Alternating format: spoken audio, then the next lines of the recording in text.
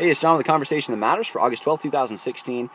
Want to comment for a minute on something that I'm a little late on. There's a lot of news stories I'd like to comment on that I don't get to, but this one I kind of wanted to. It's a couple in New Mexico, the mother and the son, right?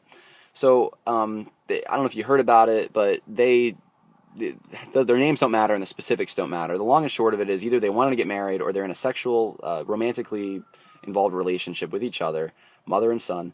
And the court in New Mexico is, I guess, keeping them separate from each other. And this may work its way up. I'd be very curious to hear if it went to the Supreme Court what they'd say, given their gay marriage decision. But my point is I want to focus on, I heard an interview. The son said, hey, we're consenting adults. We're over 18. It's none of your business. We felt a spark when we kissed. It's the same thing as the gays. His words, not mine. He said it's the same thing as the gays. And, there's no reason you have to have moral superiority or to say that we shouldn't be able to do this. Here's my question to you. If you are someone who supported gay marriage or thinks that's fine, and let's say you find this morally repugnant, if you don't, then okay.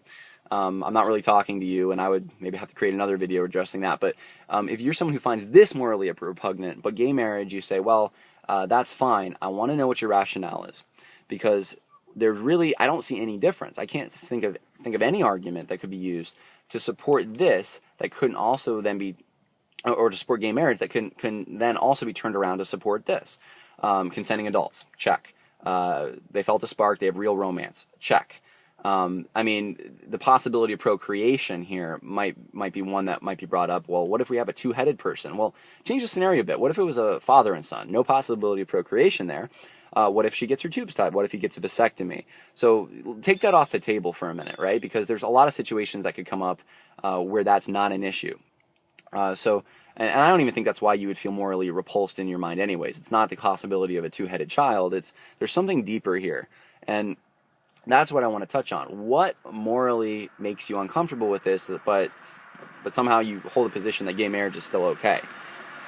I want to know. I don't see any difference. I think there's an alternative here, and that's following biblical Christianity and saying, hey, there are standards, there is something special, not just biologically, but emotionally, spiritually, between a husband and a wife not related to each other in that sense, in that way. And if any of you are going to bring up, Cain and Abel and where they got their wives and so forth and so on, we can talk about that, but I'm going to save that for another video. But in general, just assume with me for a minute, as someone who has studied Scripture on this issue, the standard of Scripture is not that a mother and a son can be involved in a romantic relationship like that. Just assume with me that is the standard of Scripture, even if you disagree for a moment, all right?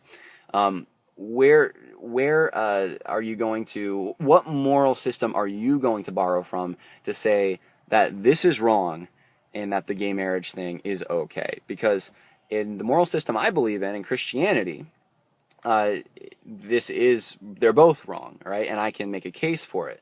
And I can make the case of complementarianism. I can say that husband and wife are supposed to be complementary, and it says basically a husband shall leave his father and mother, cling to his wife, and kind of hard to do when you're with mom, right? That's not really leaving mom, but I can make that case very easily. How do you make that case? That's my question. If you have ideas about that, leave them in the comment box below. I'll be willing to look at them, and I just don't see one, okay? And if you don't see one, maybe you should rethink your worldview and where you're getting your morality from. So that's all I got for today. Over and out. Look forward to seeing those comments.